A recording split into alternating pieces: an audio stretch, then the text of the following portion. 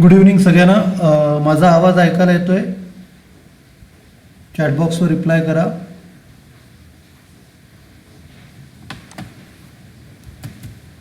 Okay. तर आज आपण FC सुरू करत आहोत, फाउंडेशन कोर्स. तर मी तुम्हाला नोट्सची PDF पाठवतो. मग आपण स्टार्ट करूया.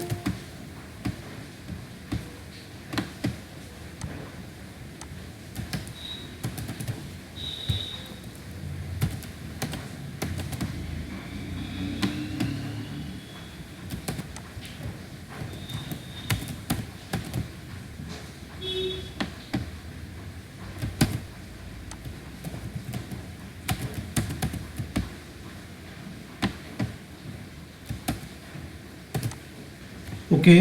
मी तुम्हाला नोट्सची PDF पाठवलेली आहे. आता मी स्क्रीन शेअर करतो. मग आपण स्टार्ट करूया.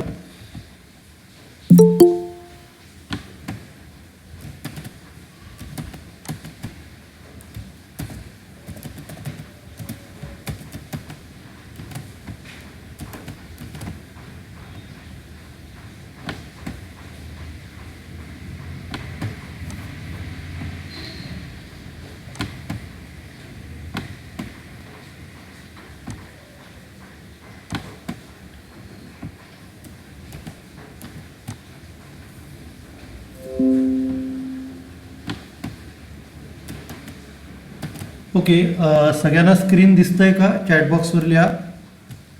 सगळ्यांना स्क्रीन दिसतंय?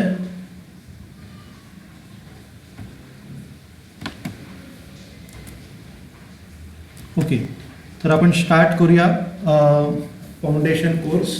तर आता फाउंडेशन कोर्समध्ये पहिला जो चॅप्टर आहे ह्युमन राईट्स प्रोव्हिजन, व्हायोलेशन आणि रिड्रेसल. तर सोपा टॉपिक आहे हा.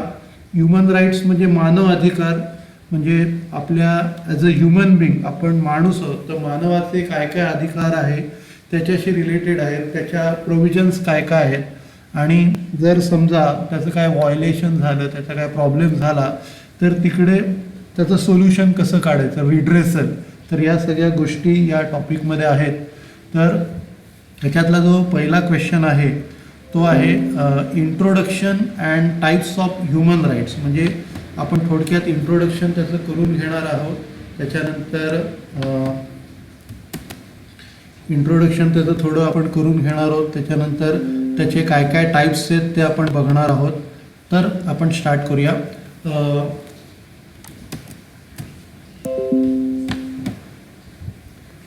तर ह्युमन राईट्स हे जे आहेत, human rights are essentially the rights of people. म्हणजे हे ॲक्च्युली जे राईट्स आहेत हे लोकांचे राईट्स आहेत. There are rights that individual can avail and enjoy by virtue of being born as a human being. म्हणजे एखादा माणूस तो स्वतः एक ह्युमन बीइंग म्हणजे एक माणूस म्हणून जो जन्माला आला आहे, त्याच्यामुळे त्याला ते राईट्स त्याला प्राप्त झालेले आहेत.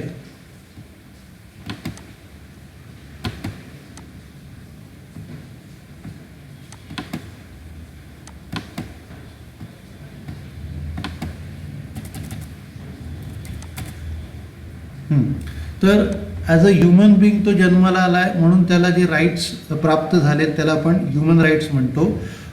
In legal terms human rights means the rights relating to life, liberty, equality, dignity of an individual guaranteed by the constitution or embodied in the international covenants and which are enforceable by courts in India. तर जर समजा आपण त्याची जर कायदेशीर व्याख्या जर बघितली तर ह्युमन राईट्स म्हणजे त्याला त्याच्या लाईफसाठी मिळालेले त्याचं एक लिबर्टी, त्याचं फ्रीडम, त्याला एन्जॉय करण्यासाठी त्याला इक्वली आपल्याला ट्रीट करायचं आहे, त्याचा एक डिग्निटी आहे, त्याला एक रिस्पेक्ट आहे. तर त्याच्यासाठी जे राईट्स कॉन्स्टिट्यूशन घटनेने दिलेले आहेत किंवा इंटरनॅशनल ज्या संघटना आहेत त्यांनी त्याला जे अहवाल केलेले आहेत आणि जे काही प्रॉब्लेम झाला तर कोर्टमध्ये आपण ते एन्फोर्स करू शकतो. तर या सगळ्या राईट्सना आपण काय म्हणतो, ह्युमन राईट्स म्हणतो.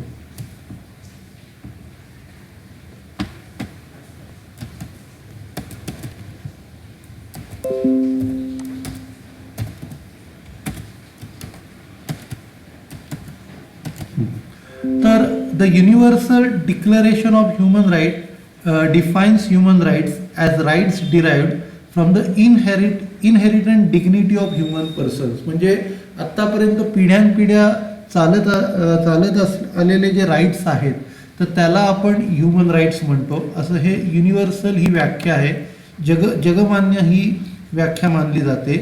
त्याच्यानंतर the human rights can be broadly classified into 3 groups. तर त्यांचे आपण 3 ग्रुप करू शकतो. सिव्हिल राईट्स आहेत, पॉलिटिकल राईट्स आहेत आणि सोशल राईट्स आहेत. तर असे हे 3 ग्रुप तिकडे केलेले आहेत, ते आपल्याला चार्टमध्ये दिसत आहेत. तर आता एक एक आपण थोडेसे शॉर्टमध्ये बघूया. तर पहिला जो प्रकार आहे त्याचं नाव आहे सिव्हिल किंवा फंडामेंटल राईट्स. तर in India the civil rights are the fundamental rights guaranteed to all the citizens under the constitution of India. म्हणजे हे बेसिक राईट्स आहेत, ते फंडामेंटल राईट्स ज्यांना म्हणतो. आणि जे घटनेनी सिटिझन्सना जे दिले गेलेले राईट्स आहेत तर ते त्यांना आपण सिव्हिल राईट्स म्हणतो. They are the rights to fight against the unfair treatment by the state and the society. तर हे राईट्स कुठले आहेत की जर समजा जी काय वागणूक, अनफेअर ट्रीटमेंट स्टेट किंवा सोसायटी लोकांना देते त्याच्या विरुद्ध लढा देण्यासाठी हे राईट्स लोकांना दिले गेले जातात. They are the rights that uphold humanitarian म्हणजे मानवतावादी किंवा ज्याला आपण म्हणतो मानवतेच्या विरुद्ध आहेत with the purpose of neutering human dignity. म्हणजे एखाद्याची जर समजा डिग्निटीवरती प्रॉब्लेम झाला तर त्याच्यासाठी जे राईट्स केलेले जातात त्याला आपण सिव्हिल राईट्स किंवा फंडामेंटल राईट्स म्हणतो. तर याच्यात काय काय येतात? The civil right includes right to equality, सगळ्यांना समान वागणूक दिली पाहिजे.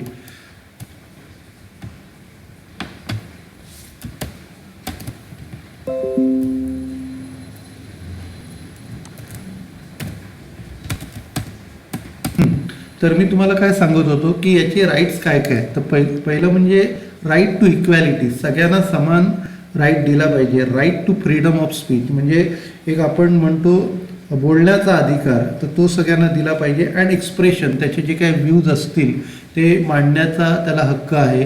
Right to freedom of movement म्हणजे एका ठिकाणावरनं दुसऱ्या ठिकाणी जाणे, रेसाईड करणे, राहणे तिकडे. Right to freedom of peaceful association, एखाद्या माणसाला शांततेत राहणं हा पण एक राईट आहे त्याच्यात.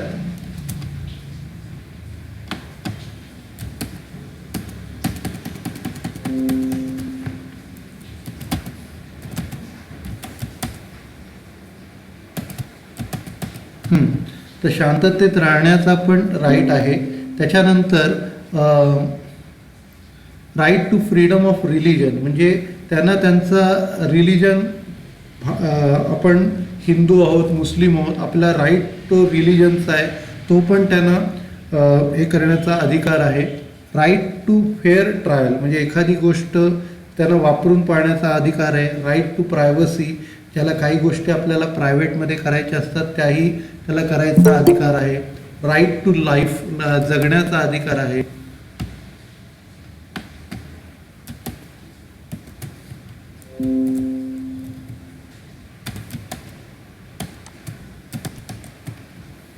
जगण्याचा अधिकार आहे. राईट टू ओन प्रॉपर्टी, स्वतः प्रॉपर्टी बाळगणे याचाही अधिकार त्याला आहे.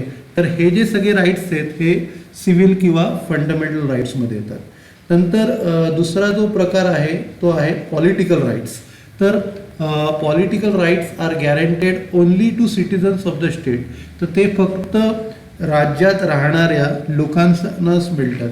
दे enable the citizens to participate or directly or indirectly in the working of the state. म्हणजे जे काय राज्याचं कामकाज चालतं त्या कामकाजामध्ये त्यांना काम करण्याचा राईट त्यांना मिळतो.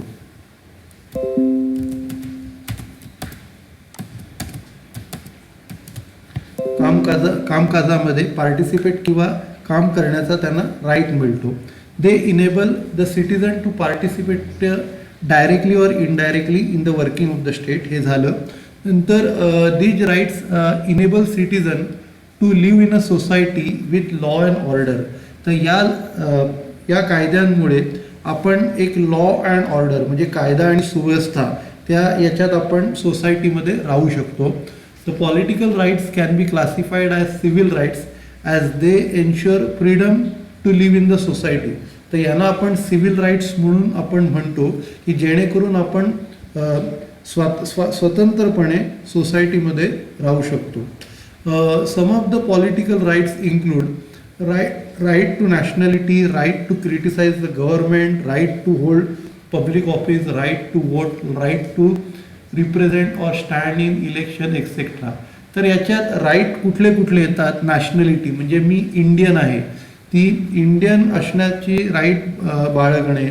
किंवा राईट टू क्रिटिसाइज गव्हर्नमेंट म्हणजे काही चुकीच्या गोष्टी जर गव्हर्नमेंटनी केल्या तर त्याच्या विरुद्ध क्रिटिसाइज करणे. Right to hold public office म्हणजे गव्हर्नमेंट ऑफिसमध्ये जॉब करणे. राईट टू वोट मतदान करणे. Right to represent or stand in इलेक्शनला उभं राहणे. तर हे सगळे पॉलिटिकल राईट्स आहेत. त्याच्यानंतर special political rights are provided to SC and ST communities. जर SC आणि ST कम्युनिटीज ज्या आहेत त्यांना काही स्पेशल पॉलिटिकल राईट्स पण दिले गेले जातात. For instance seats should be reserved for SC and STs in Lok Sabha and in the legislative assembly. तर काही सीट्स या SC आणि ST लोकांसाठी लोकसभा आणि लेजिस्लेटिव्ह असेंब्लीमध्ये रिझर्व ठेवल्या जातात. तर हे जे राईट्स आहेत हे पॉलिटिकल राईट्स आहेत, म्हणजे थोडक्यात निवडणूक लढण्याचे राईट्स. नंतर इकॉनॉमिक अँड सोशल राईट्स. तर economic and social rights make an individual self sufficient, म्हणजे आपण स्वावलंबी होतो, and self reliant in her basic needs, म्हणजे ज्याच्यात आपण अन्न वस्त्र निवारा, फूड क्लोथिंग शेल्टर, हे जे आपल्या बेसिक गरजा आहेत या आपल्या मिळण्याचे हे राईट्स आहेत. These rights enables member of the society to attain economic and social equality. तर याच्यामुळे काय होतं की आपल्या सोसायटीमध्ये इकॉनॉमिक म्हणजे पैशाची जी गरज आहे ती भागवली जाते, आणि सोशल एक सामाजिक गरज आहे सोसायटीची, ती पण त्याच्यातून भागवली जाते. त्याच्यानंतर the economic and social right focus on economic and social upliftment of the poor and the weaker sections of the society. तर हे फोकस कुठे करतं की जी गरीब लोक आहेत त्यांची गरिबी सुधारवण्यासाठी हे राईट झटत असतात. Some of these right includes right to work, right to just conditions of work, right to equal pay for equal work, right to social security, right to health, right to education etcetera. तर याच्यात कुठले कुठले rights आहेत की right to work म्हणजे प्रत्येक माणसाला काम करण्याचा राईट आहे. Right to just conditions of work म्हणजे एकदा चांगल्या परिस्थितीत त्यांनी काम करावं. राईट टू इक्वल पे, जे लोक काम करणारे लोक आहेत त्यांना इक्वल पगार त्यांना दिला गेला पाहिजे. त्याच्यानंतर राईट टू सोशल सिक्युरिटी म्हणजे त्याला एक पैशाची हमी, रेग्युलर त्याला पैसा मिळत गेला पाहिजे. राईट टू हेल्थ, एक चांगली त्याची तब्येत असावी. राईट टू एज्युकेशन, जसं आपण एज्युकेशन घेतोय तसं आपल्याला एक एज्युकेशन घेण्याचा राईट आहे.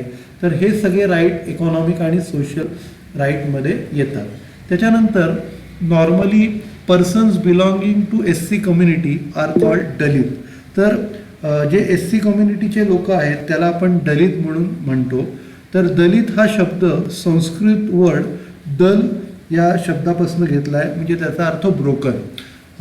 Those previously non as untouchable म्हणजे आधी त्यांना अनटचेबल असं म्हणायचो आपण. नंतर डिप्रेस क्लास म्हणायचो, नंतर हरिजन म्हणायचो. आता त्यांनी स्वतःला दलित म्हणून असं म्हणून घेतलेलं आहे. ठीक आहे. तर तुम्ही हे क्वेश्चन्स वगैरे नंतर बघा, नंतर आपण पुढे बघूया. तर आता पहिला क्वेश्चन आपला पूर्ण झाला, इंट्रोडक्शन आणि टाईप्स ऑफ राईट्स. आता पुढचा जो क्वेश्चन आहे तो आहे forms of violation of rights of vulnerable group. आता कशा प्रकारे लोकांचे जे राईट्स आहेत ते तोडले जातात. वल्नरेबल ग्रुप म्हणजे ज्यांच्याकडे बघण्याची गरज आहे, कॉन्सन्ट्रेशन करण्याची गरज आहे, ते वल्नरेबल ग्रुप आहेत. तर इकडे काय पहिलं वल्नरेबल ग्रुपबद्दल म्हटलेलं आहे. Vulnerable groups are those sections of the society that experience economic and social backwardness म्हणजे ते आर्थिकदृष्ट्या सामाजिकदृष्ट्या मागासलेले आहेत. And others form of social exclusion as compare to general population. General पॉप्युलेशनपेक्षा हे थोडेसे मागासलेले आहेत. तर अशा लोकांना आपण काय म्हणतो, वल्नरेबल ग्रुप म्हणतो. तर vulnerable group face the problem of discrimination, exploitation, neglect and violence. तर यांचे काय प्रॉब्लेम्स आहेत, तर डिस्क्रिमिनेशन म्हणजे यांना वेगळं बघितलं जातं, एक्सप्लॉयटेशन म्हणजे त्यांची फसवणूक केली जाते, निग्लेक्ट म्हणजे त्यांच्याकडे इग्नोर केलं जातं, आणि व्हायलन्स म्हणजे त्यांच्यावरती अत्याचार केले जातात. तर हे काय प्रकार आहेत ते आपण बघणार आहोत या क्वेश्चनमध्ये. In India there are at least 12 vulnerable group म्हणजे 12 वल्नरेबल असे हे ग्रुप्स आहेत जे याच्यात पिडले गेलेले आहेत.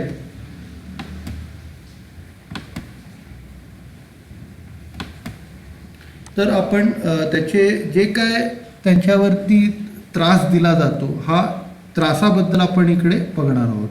तर हे वल्नरेबल ग्रुप कुठले आहेत, त्याच्यात वुमन आहेत, चिल्ड्रन आहेत, एल्डरली लोक आहेत, डिसेबल्ड आहेत, एड्स झालेले लोक आहेत, रेफ्युजीज आहेत म्हणजे जे दुसऱ्या देशातनं आलेले आहेत, लिंग्विस्टिक अँड रिलिजन्स मायनॉरिटीज आहेत म्हणजे वेगळ्या भाषेचे बोलणारी लोक आहेत, शेड्यूल कास्ट, शेड्यूल ट्राईब्स आहेत. तर हे वल्नरेबल ग्रुपमध्ये येतात, ज्यांच्याकडे कॉन्सन्ट्रेशन करणं खूप गरजेचं आहे.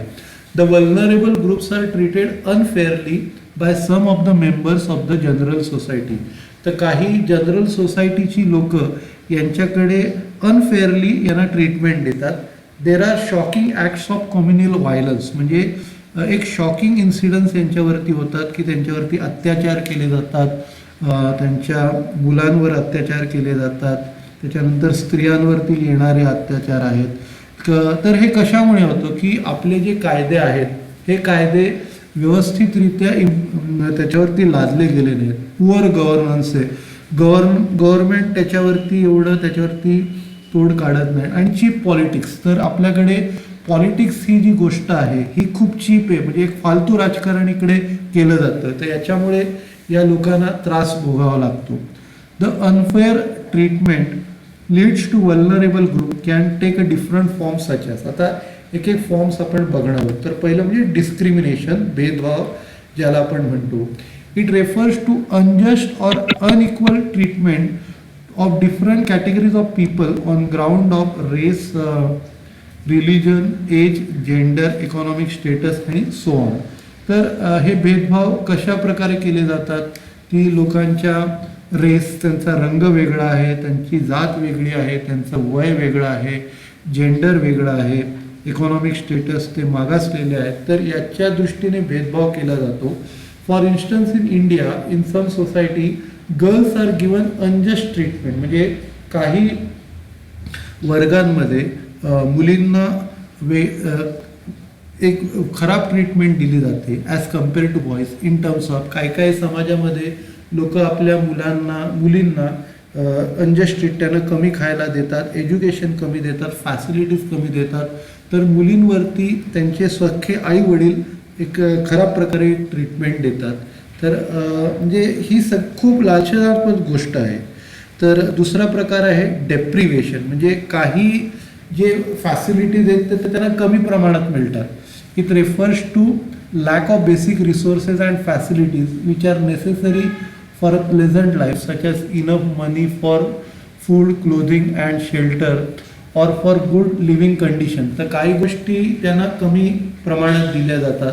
For instance, in some families the disabled and elderly are deprived of good food and clothing. तर काही फॅमिलीजमध्ये जे डिसेबल्ड लोक आहेत किंवा वृद्ध लोक आहेत त्यांना पुरेशा फॅसिलिटीज मिळत नाहीत.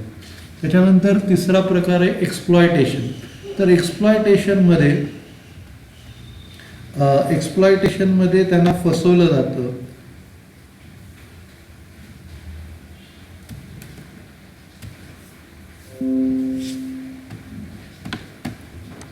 एक्सप्लॉयटेशन. बरं, आता येतोय का आवाज माझा बरोबर?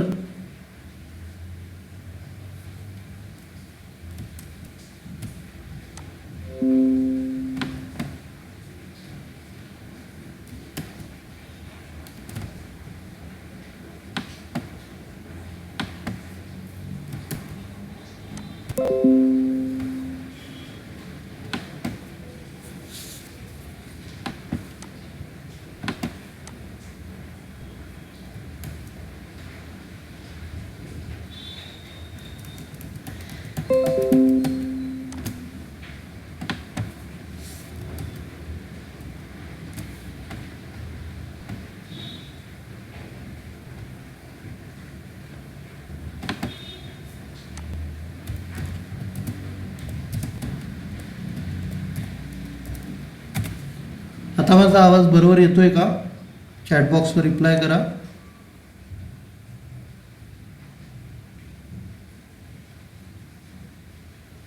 ओके, आपण स्टार्ट करूया. आपला जो पॉइंट चालला होता एक्सप्लॉयटेशन, म्हणजे फसवणूक केली जाते.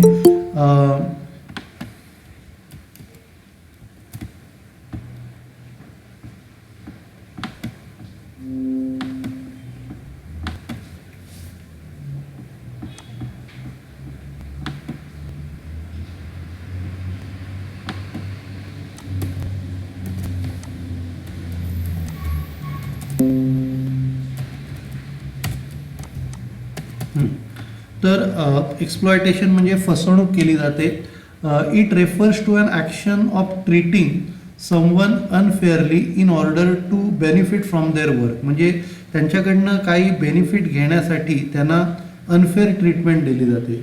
In other word, someone or group may take undue advantage of the weaker section of the society. तर जे विकर सेक्शन आहे त्यांचा अनड्यू ॲडव्हान्टेज घेतला जातो. In for instance, in certain states uneducated people, especially belonging to weaker sections, are exploited by landlords, money lenders and others. तर काही राज्यांमध्ये uneducated लोक जे आहेत तर त्यांना जे लँडलॉर्ड्स आहेत, मनी लेंडर्स आहेत आणि अदर बाकीचे लोक आहेत त्यांच्याकडनं फसवलं गेलं जातं. नंतर पुढचा पॉईंट आहे निग्लेक्ट. निग्लेक्ट म्हणजे त्यांना इग्नोर केलं जातं. It refers to lack of care and attention or disregard to certain weaker sections of the society. तर त्यांच्याकडे अटेन्शन दिलं जात नाही, तर हे प्रकार घडतात. For instance, in some families elderly persons are neglected in terms of health care and other facilities. तर काय फॅमिलीजमध्ये जे वृद्ध लोक आहेत त्यांना निग्लेक्ट केलं जातं, त्यांची काळजी केली जात नाही. नंतर पुढचा पॉईंट आहे व्हायलन्स म्हणजे अत्याचार. It refers to behavior involving physical force attendant to hurt, damage or destroy or kill someone or something. तर त्याच्यामुळे कुठल्याही प्रकारची त्यांना इजा केली जाते. For instance, there are cases of domestic violence म्हणजे घरच्या घरी अत्याचार केले जातात. व्हायलन्स अगेन्स्ट मायग्रंट्स म्हणजे जे दुसऱ्या राज्यातनं येतात आपल्याकडे, जसं आपल्याकडे आपण भैया लोकांची आपण स्वतः लोक करतो. तर हे सगळे व्हायलन्स अगेन्स्ट मायलंट्स आहेत. व्हायलन्स अगेन्स्ट दलित लोकांवरती अत्याचार केले जातात. तर या सगळ्या गोष्टी या घडत आहेत समाजामध्ये. ठीक आहे, तर हा क्वेश्चन झाला. आता पुढचा जो क्वेश्चन आहे, concept of constitutional and legal rights. तर कॉन्स्टिट्यूशनल राईट्स कुठले, लिगल राईट्स कुठले, हा एक क्वेश्चन आहे आपला. तर कॉन्स्टिट्यूशनल राईट्स म्हणजे काय, तर constitutional rights is a right of freedom which is guaranteed to citizen by country's constitution. म्हणजे जे देशाच्या सिटीजन लोकांना घटनेने जे अधिकार दिलेले आहेत त्यांना आपण कॉन्स्टिट्यूशनल राईट्स म्हणतो. A constitutional right can be a duty, a power recognise and establish by a state or union of states. म्हणजे हे एक राईट, ही एक ड्युटी आहे की त्यांचे जे राईट्स आहेत, लोकांचे राईट्स आहेत ते त्यांना मिळालेच गेले पाहिजे. तर त्यांना ते मिळतात की नाही बघणे ही एक ड्युटी आहे. त्याच्यानंतर आणि त्या लोकांनी ती पॉवर एक्सरसाइज केली पाहिजे की त्यांना हे राईट मिळाले गेले पाहिजेत. नंतर all constitutional rights are written in consolidated national constitution which is the supreme law of the land. तर हे सगळे जे राईट्स आहेत हे आपल्या घटनेत लिहिले गेलेले आहेत आणि ही घटना जी आहे ही एक सुप्रीम लॉ म्हणून मानली जाते इंडियाची किंवा भूमीची. A constitutional right is a supreme right guaranteed by the constitution. म्हणजे हा एक सुप्रीम मेन राईट आहे जो कॉन्स्टिट्यूशनने तुम्हाला गॅरंटेड केलेला आहे. It means if any law contradicts with the constitutional rights, it will be declared null and void. म्हणजे त्याचा अर्थ काय होतो की एखादा जर कायदा कॉन्स्टिट्यूशनल राईटच्या जर विरोधात असेल तर तो कायदा नल अँड वॉइड मानला जातो. नल अँड वॉइड म्हणजे काय, त्याचं काय महत्त्व नाही आहे, तर लॉ अस्तित्वातच नाही आहे आणि त्याचं काय महत्त्व नाही, म्हणजे नल अँड वॉइड. आता तुम्ही बिझनेस लॉ पण शिकणार आहात तर याच्यात हे नल अँड वॉइड हे येतं सारखं, त्याच्यात तुम्हाला याची जास्त माहिती मिळेल की नल अँड वॉइड. आता तुम्ही फक्त लक्षात राहा की तो कायदा अस्तित्वात राहत नाही आणि त्याचं महत्त्वही काही राहत नाही. These rights are not basic and do not apply to everyone unlike fundamental rights. तर हे फंडामेंटल राईट जे असतात ते सगळ्यांना ॲप्लिकेबल आहेत, पण हे जे राईट्स आहेत ते त्यांना काही कंडिशन्स टाकली गेलेली आहेत की त्या कंडिशन्स टाकल्यानंतरच ते राईट त्यांना उपभोगायला मिळतात. तर फंडामेंटल राईट्स काय आहेत ते बेसिक आहेत and are applicable to everyone, such as right of equality, right to freedom, right against exploitation, right to education. तर हे सगळ्यांनाच मिळतात. पण हे सगळ्यांना मिळत नाही. For example, right to vote और universal adult is guaranteed by the constitution. आता कसं आहे की मतदान करण्याचा हक्क हा सगळ्यांना मिळत नाही. ज्यांचं वय 18 किंवा त्याच्यापेक्षा जास्त आहे तर त्यांनाच मिळतं. तर हा कॉन्स्टिट्युशनल राईट आहे, हा फंडामेंटल किंवा सिव्हिल राईट नाही आहे. नंतर दुसरा जो राईटचा प्रकार आहे त्याचं नाव आहे लिगल राईट्स. लिगल राईट म्हणजे कायदेशीर राईट जे मिळतात. तर legal rights are those which are accepted and enforce by the government or state. म्हणजे जे गव्हर्नमेंट किंवा स्टेट जे एन्फोर्स करतात त्यांना आपण काय म्हणतो कायदे, लिगल राईट्स. एनी डिफाईलमेंट म्हणजे त्या कायद्यांचं जर पालन नाही केलं, अपवित्र केली, of any legal right is punish by law. तर त्यांना कायद्याद्वारे त्यांना शिक्षा केली जाते. Law courts of the state enforce legal rights. तर ते हे कोण एन्फोर्स करतं? जे कुठले स्टेट आहे, ज्या राज्यात आपण राहतो ते एन्फोर्स त्याचे करतात, त्यांच्याद्वारे हे त्याचं पालन केलं जातं. These rights can be enforce against individuals and also against the government. तर हे राईट्स कुठे वापरले जातात की लोकांच्या विरुद्ध किंवा इवन गव्हर्नमेंटच्या विरुद्ध पण हे राईट्स आपण वापरू शकतो. Legal rights are available are equally available to all the citizens. तर हे सगळ्यांना हे उपभोगता येतात. They can go to courts for getting their legal rights enforce. म्हणजे त्यांना जर असं वाटलं की त्यांच्यावरती अन्याय झाला आहे तर ते कोर्टात जाऊ शकतात. Legal right differs from the fundamental rights under the constitution of India. तर कॉन्स्टिट्यूशन ऑफ इंडियाचे जे राईट्स असतात ते वेगळे आहेत, लिगल राईट्स वेगळे आहेत. Legal rights are protected by the ordinary law. म्हणजे हे जे आहे एक साधा कायदा यांना प्रोटेक्ट करतो, त्याच्यासाठी कॉन्स्टिट्युशनलच्या कायद्यांची यांना गरज नाही आहे. Fundamental rights are protected and guaranteed by the constitution. जे फंडामेंटल राईट्स आहेत ते कॉन्स्टिट्यूशननी त्यांना प्रोटेक्ट केलं जातं. It is if a legal right of person is violated, he or she can move to an ordinary court. But if an fundamental right is violated, the constitution provides that affected person may move to high court or supreme court. म्हणजे एखादा जर legal right जर समजा तोडला गेला तर तो ordinary कोर्टकडे जाऊ शकतो. पण जर समजा फंडामेंटल राईट जर समजा तोडला तर तो वरच्या कोर्टला, ज्याला हायकोर्ट म्हणतो किंवा सुप्रीम कोर्ट म्हणतो. हायकोर्ट हा एक जिल्हा पातळीवर असतो आणि त्या कोर्टात तो जाऊ शकतो, किंवा सुप्रीम कोर्ट आहे जो नॅशनल पातळीवर आपल्या देशाच्या पातळीवर आहे, तिकडे तो जाऊ शकतो. It is to be noted that right of property was a fundamental right before 1978. म्हणजे प्रॉपर्टी करणे हा एका काळी फंडामेंटल राईट होता. नंतर जे कॉन्स्टिट्युशनल ॲक्ट आला 44th अमेंडमेंटचा, त्याच्यानुसार कसं केलं, त्यांनी कन्वर्ट केला की पहिला जो फंडामेंटल राईट होता तो आता लिगल राईट आहे. प्रॉपर्टी बनवणे हा आता काय हा लिगल राईट आहे. त्याच्यानंतर पुढचा जो प्रकार आहे ह्युमन अँड लिगल राईट्स. तर ह्युमन आणि लिगल राईट्स कोणते आहेत? There is a some difference between human rights and legal right. तर ह्युमन राईट आणि लिगल राईट यामध्ये थोडासा डिफरन्स आहे. Legal rights are required for the protecting and system of law. तर लिगल राईटची गरज काय की समाजाला सुरक्षा प्रोव्हाइड करणे हा लिगल राईट्सचा ऑब्जेक्ट आहे. लिगल राईट्स रफली what law says that they are at least in so फार लॉ इज एन्फोर्स. म्हणजे त्यांच्या म्हणण्यानुसार जर समजा काही प्रॉब्लेम येत असेल तर ते लादले जातात. Legal right gains their force first of all through legislation or decree bye legally authority. म्हणजे त्यांना लादण्याचं काम एखादं, म्हणजे आपल्या जर समजा शहर असेल तर तिकडे महानगरपालिका करतं, गाव असेल तर ग्रामपंचायत करतं. Those who support adoption of laws establishing legal rights often appeal to a notion of human rights. म्हणजे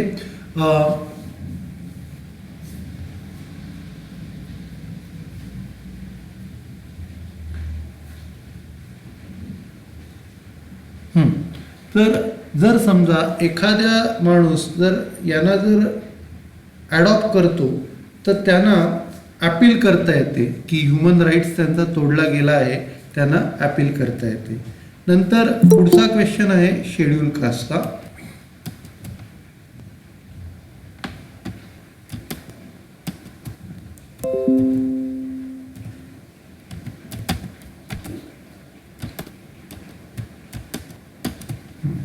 पुढचा क्वेश्चन आहे शेड्यूल कास्टचा. The constitution of India have reference to schedule caste and schedule tribe with respect to any state or union authority. तर constitutionally याचा एक reference दिलेला आहे, तर ते कोणत्याही स्टेटला बिलॉंग केली जाते, त्यांच्यासाठी काही तरतुदी कॉन्स्टिट्यूशनने केलेल्या आहेत. तर SC आणि ST are the backward class of citizen disadvantage people in India. तर हे बॅकवर्ड क्लासमध्ये बिलॉंग करतात, ज्यांना काही पुरेशा सोयी उपलब्ध नाही. तर अशा लोकांना SC आणि ST असं म्हटलं जातं. As per census 2011. आता सेन्सेस म्हणजे काय, जनगणना ज्याला आपण म्हणतो, 2011ला केली. SC comprise about 16.6% of the India's population. म्हणजे जवळजवळ 16.6% हे SC लोक आहेत इंडियाच्या पॉप्युलेशनमध्ये. The highest percent of India SC population is 31.9% of the state total number is in Punjab. म्हणजे पंजाबमध्ये सर्वाधिक SC पॉप्युलेशन आहे, जे 31.9% आहे. आणि UPमध्ये सगळ्यात जास्त लोक आहेत, जे 4.1 करोड एवढी लोक UPमध्ये राहतात. त्याच्यानंतर पुढचा जो क्वेश्चन आहे constitutional and legal rights of schedule caste. तर शेड्यूल कास्ट लोकांना कोणते कोणते कॉन्स्टिट्यूशनल आणि लीगल राईट दिलेले आहेत त्याच्यावरती हा क्वेश्चन आहे. तर पहिलं आपण कॉन्स्टिट्यूशनल राईट्स बघूया. The constitution of India provides various constitutional rights in the form of safeguard to schedule caste. म्हणजे त्यांना प्रोटेक्ट करण्यासाठी काही राईट्स त्यांना दिले गेलेले आहेत.